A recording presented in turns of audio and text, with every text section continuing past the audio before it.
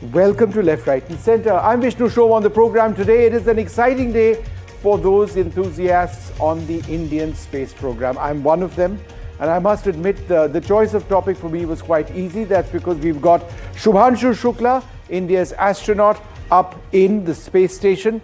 That's him over there. That's him over there as well. And that's just great news, isn't it? Because we've got our space ambitions. We've got so much to hope for. We've got Gaganyaan, our own crewed mission that comes up in 2028. But today was a great moment when the four from the Crew Dragon craft finally emerged after it docked with the International Space Station. Shubhanshu Shukla is going to be there for 14 days with the rest of his crew. The experience that he gains will be invaluable. He will, of course, be telling other members of the Gaganyaan team what that's going to be all about. Now, he may not be flying on that Gaganyaan mission, chances are he won't, but it's a great occasion for an Indian. Remember, it's been 41 years since we've had an Indian on a space station. The last one, Rakesh Sharma, on the Soviet space station, Mir, 41 years back. So absolutely incredible. What we can do is give you this story on the incredible developments today.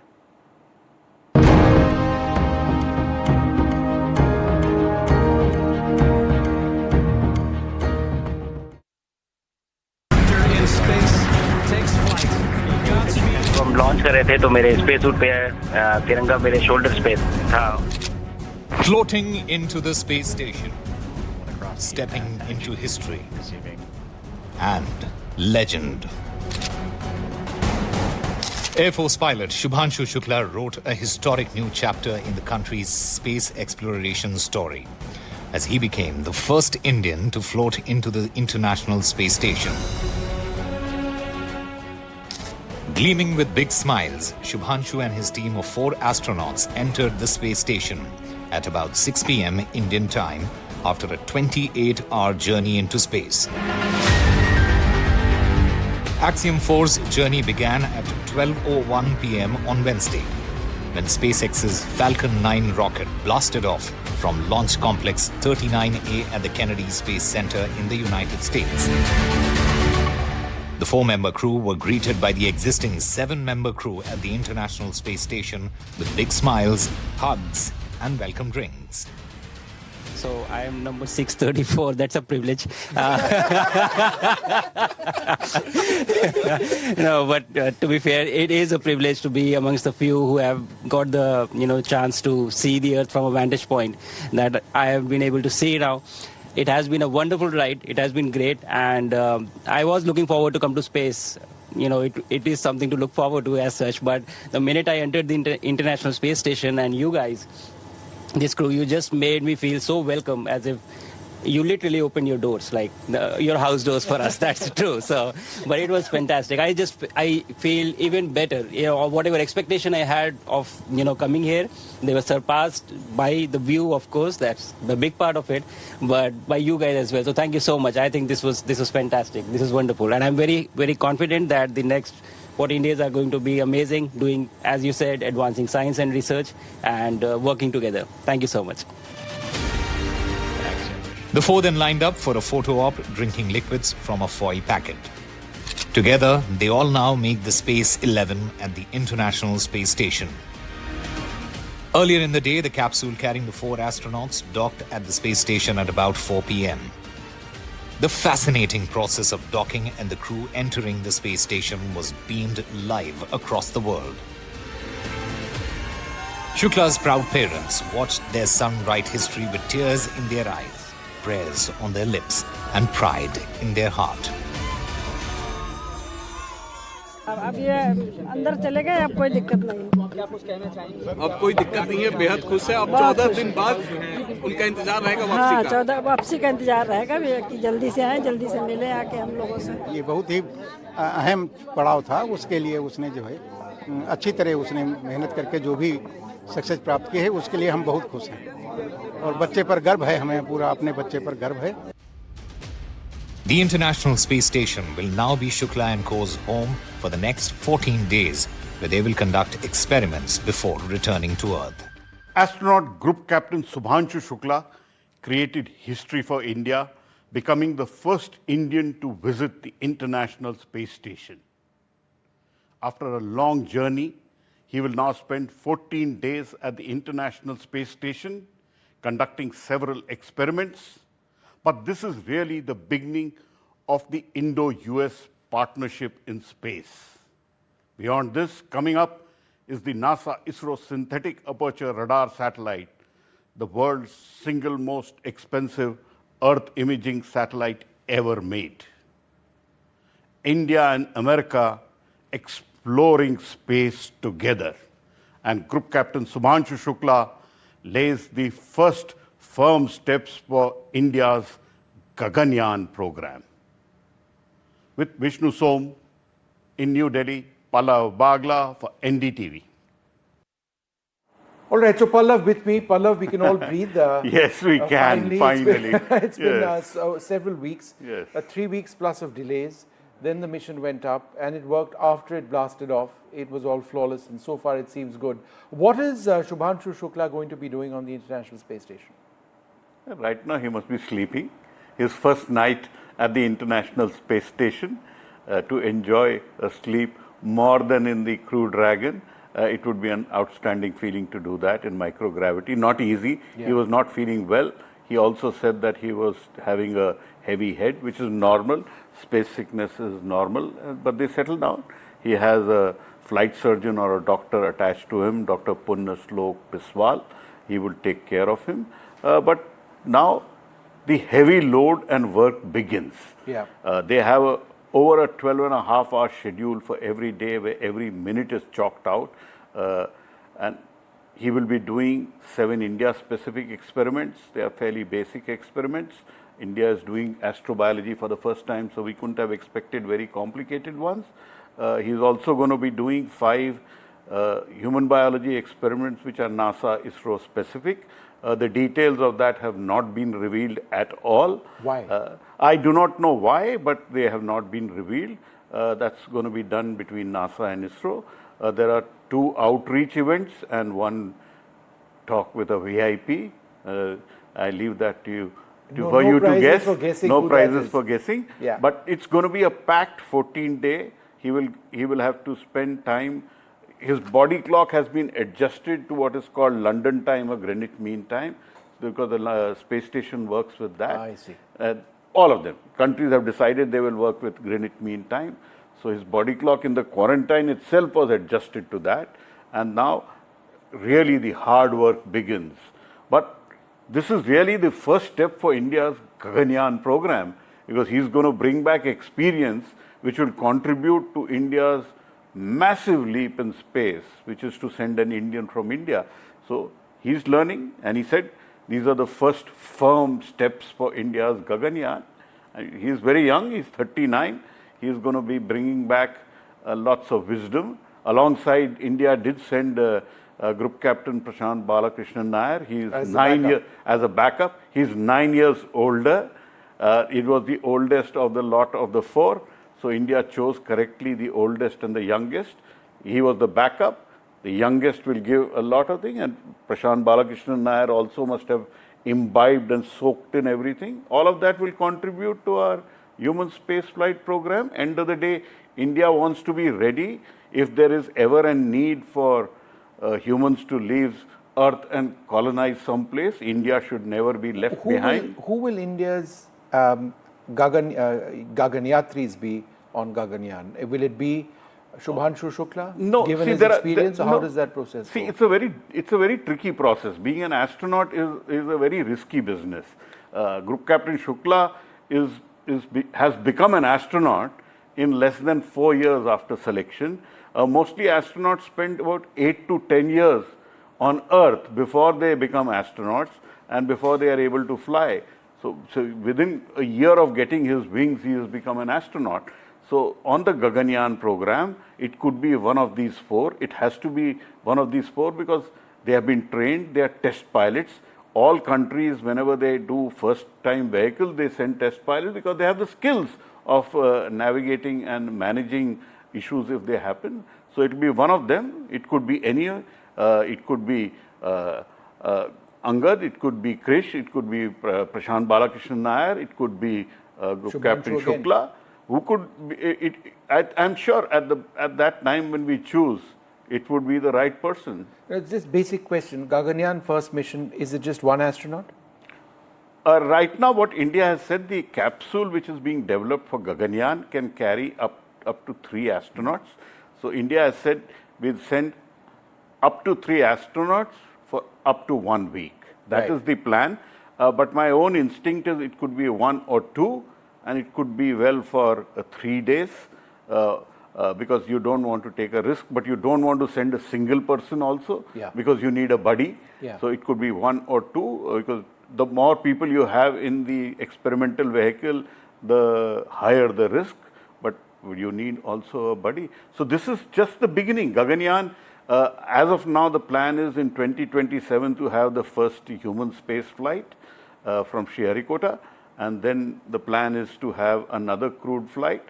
And then the Bharatiya Antariksh Station is likely to come up, so there will be to and fro traffic, and then Indian on the moon. See, when Wing Commander Rakesh Sharma went up, it was a one-off mission. So Group Captain Ravish Malhotra never got a chance, whereas right now there are 4 candidates. They all have a chance to become astronauts sooner than later. Yeah, if not in the first, then subsequent missions. Yes, because it's now a full program, and it's going to continue for many years. And that's definite. So they will get an opportunity, and they're already starting the process of selecting a fresh crop of astronauts. And that could be non-test pilots, because by then you would have matured. Should I apply? Oh, you should, I'm sure. All right, we leave it over there. Pallav and I might be headed to space at some stage or the other, be that as it may. We did have some wonderful conversations throughout the day with extraordinary astronauts. Let's take a look. So, fantastic day for so many people in India looking at the Indian space program and its future. We've got our first astronaut in an international space station in 41 years. The last time around, Rakesh Sharma was on Mir, the Soviet space station, all those decades back. Joining us now, Clayton Anderson and Dr. Ayman Jahangir. Thank you both very much for being with us.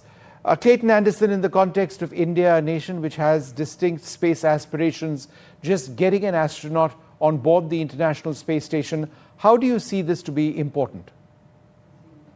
Well, having international participation in space is incredibly important. Shubhanshu, congratulations to him and congratulations to the nation of India for being able to successfully place him into orbit on the International Space Station. I'm extremely jealous and envious of the entire crew, not just Shubhanshu. But this is a big deal. And in order for the Earth to move away, or for humans to move away from the Earth and perhaps go to Mars, I think it will be a very international effort, a collaboration effort, if you will. The United States simply can't do it on its own. So congratulations to ISRO and all the folks in India. Right. Dr. Jahangir, what we do know is that Shubhanshu Shukla had a touch of space sickness. What's that all about? Yeah, so it's actually quite common for astronauts when they get into orbit to have a little space sickness, which is feeling a little nauseated and maybe even vomiting.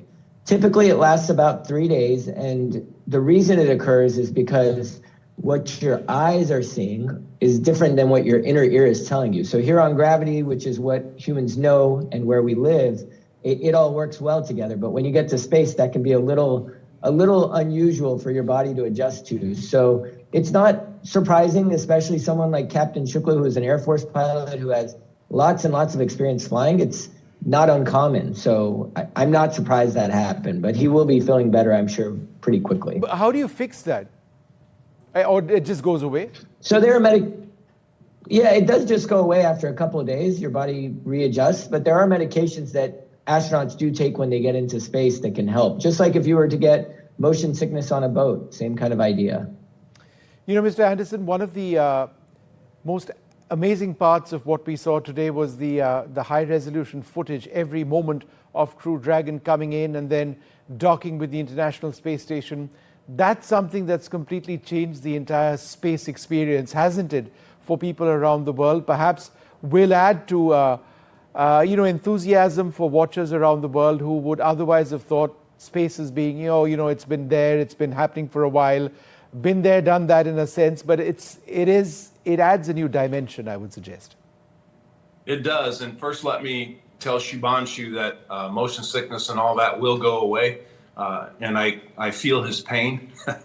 But with respect to the technology on board, in 2007, our cameras were nowhere near as good. Our video wasn't even high definition, which is why you don't see any much video from me in my time in space, because it was all low definition. I actually did the first high definition footage. Oh, how interesting. In 15 and 16. So, and the other cool thing for these guys is they're there during a solar maximum period, a high activity of solar particles and stuff hitting the magnetic field of the Earth. So they're getting to see beautiful auroras. They get to capture them with high definition video. They're taking pictures with cameras with much better lenses, with much higher pixels in the camera. I mean, it's very cool, and people do respond to that. It's bringing it home to the people of India, to the people of the United States. That's how you get support for your space program. That's how you're able to move forward and do more things. Dr. Jahangir, are you enthusiastic about India's own space program? Because what we've got coming up in 2028 and is an entirely homegrown effort at getting an astronaut into space on an Indian rocket, on an Indian orbiter. That's a huge jump technology-wise, but they seem to be set to do it, and the tests seem to be progressing well. I will say, you have to remember that only 3 countries in the world to date have had their own homegrown program. So for India to do it, which they're doing within the next 5 to 10 years, even talking about having a space station, is incredible. ISRO is making great strides. And Captain Shukla being up on the space station with this 2-week mission is going to gain a lot of experience of what it means to actually be in space, that he can then bring back and inform the people of India and inform the scientists and engineers at ISRO as about how to make both the spacecraft and the space station, more useful and beneficial for everyone. So this is vastly important. It is a 2-week mission. It's not a 6-month mission, but even in those 2 weeks, that experience that Captain Shukla is going to have is going to be immensely important for India going forward in their own program. Mr. Addison, the status of India's Gaganyaan program, that's what we call our crewed mission. It is at a fairly advanced stage. We've got the rocket. We've made lots of progress in rocketry. It'll be a variation of the GSLV rocket. We've already done one pad abort test. They want to do another test at a higher altitude, and they are working at habitability of the capsule itself. And then they've got ambitions for a space station in 2035. And they seem to be getting there. Is there almost a sense of disbelief among people who you speak to that, is India really doing this? And are they doing this at the cost at which they claim to be doing this? Because it's extremely expensive, besides being extremely difficult. Well, Astro Clay talks about the 3 Ds of spaceflight, right? It's dangerous, it's difficult, and it costs dollars. And those are always something we need to keep in mind. Being safe, doing this safely is important. We've done it before. We did it back in the 60s in America. We're doing it again now, but we're doing it with better technology, which hopefully makes all of this safer for everyone. I would caution ISRO to just move forward slowly, carefully, smartly, and do the tests that are required to prove that it's going to be safe.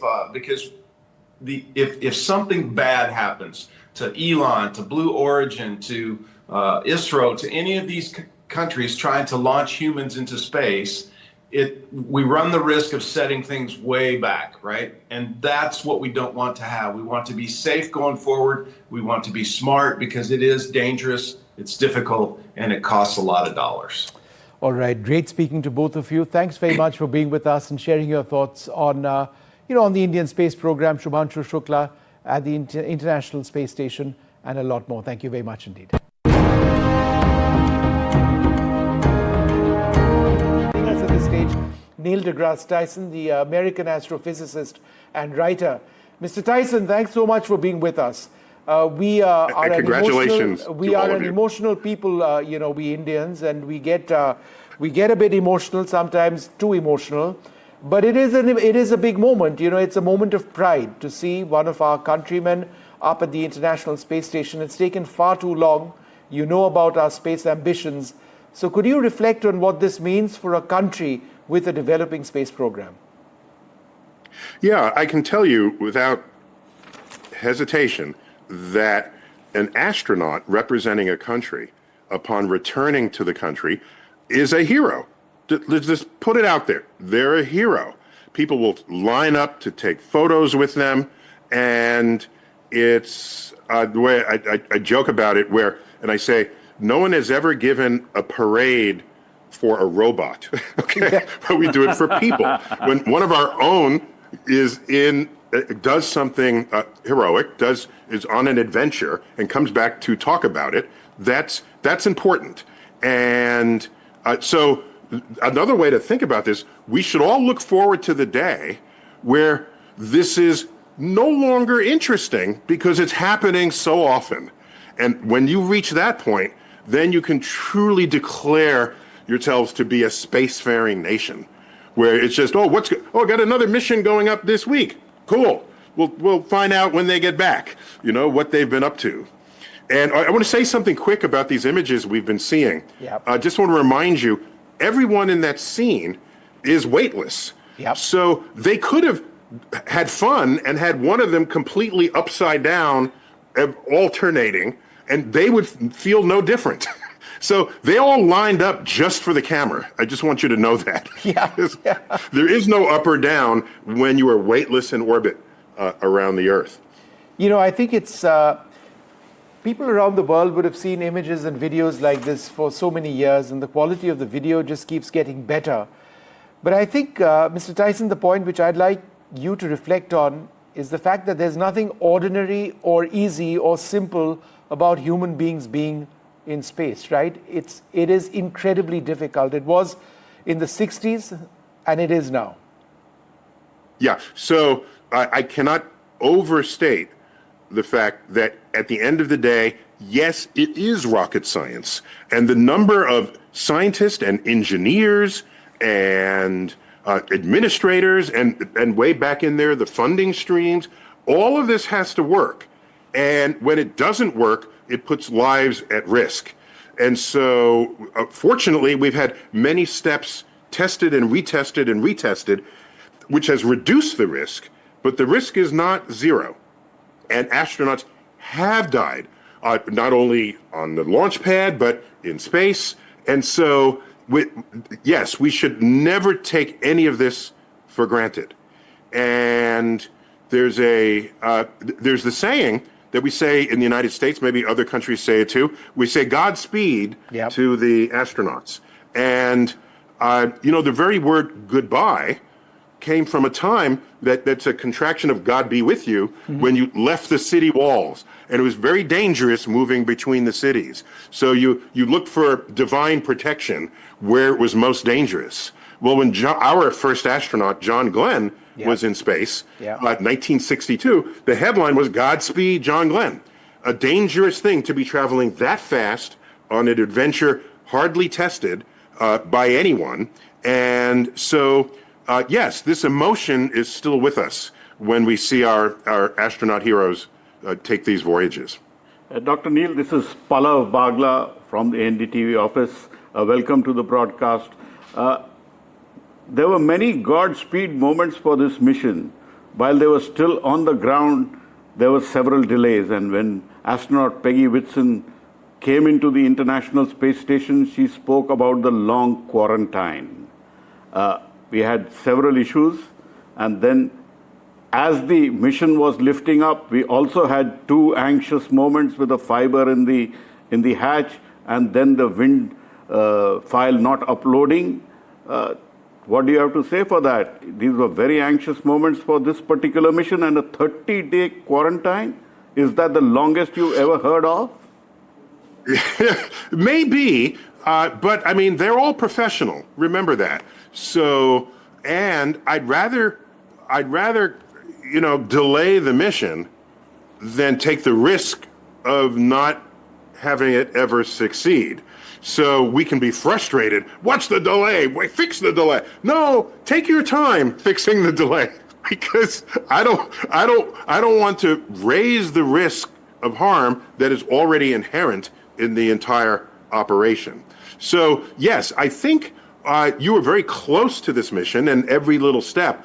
Every mission has little things that go wrong. Fortunately, much of the system, and thanks to engineers, have redundancies built in, so that if something goes wrong, there's a backup. Or if this goes wrong, we'll do without that for now, and maybe for the rest of the mission, we'll just compensate in other ways. So well-designed, risky missions will always have these backup scenarios, always in the interest of protecting human life. Dr. Neil, in November we complete 25 years of continuous human presence at the International Space Station. How exciting is that? And one more follow-up question for you.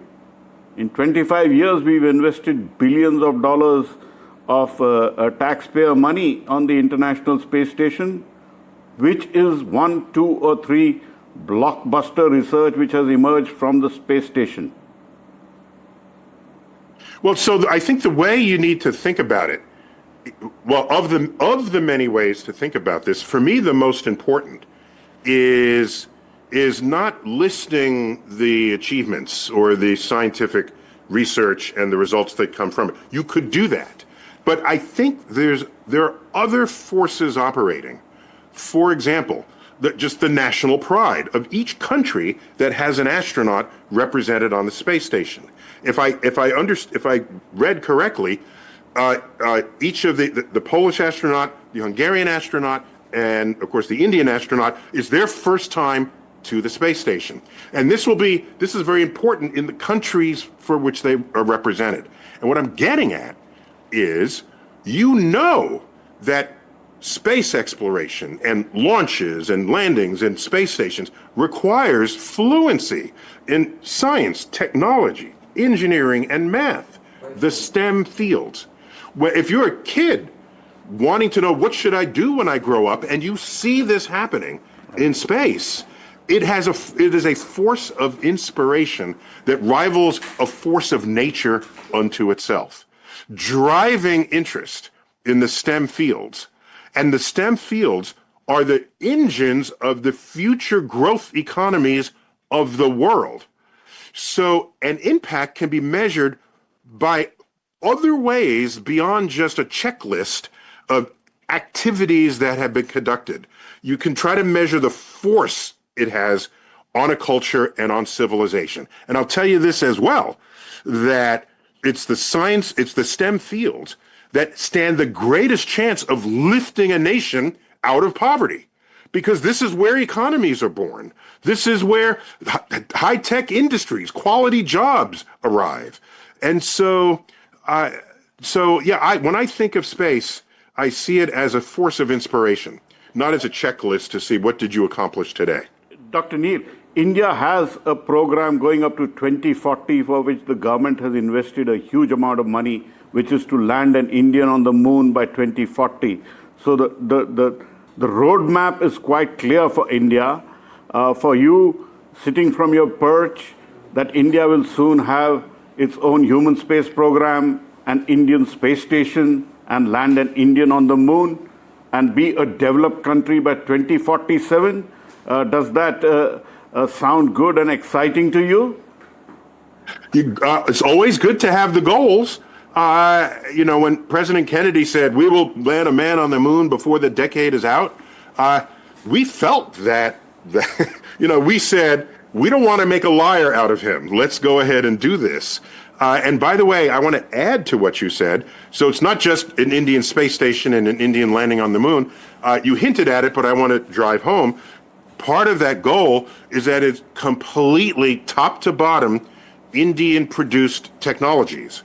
And so it's no longer a commercial venture from another country. It wouldn't be SpaceX or NASA.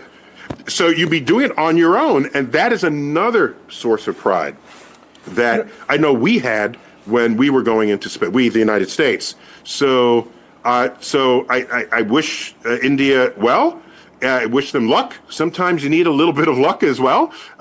But it's less luck and more brilliance in the scientists and engineers that are attempting to make that happen. Neil deGrasse Tyson, wonderful speaking to you, and I agree entirely. It is Indian engineering at the end of the day, which really has to come of age. In many senses it has, but as you push the boundaries even further, there's a lot more to achieve, and I think we're really making a lot of progress there.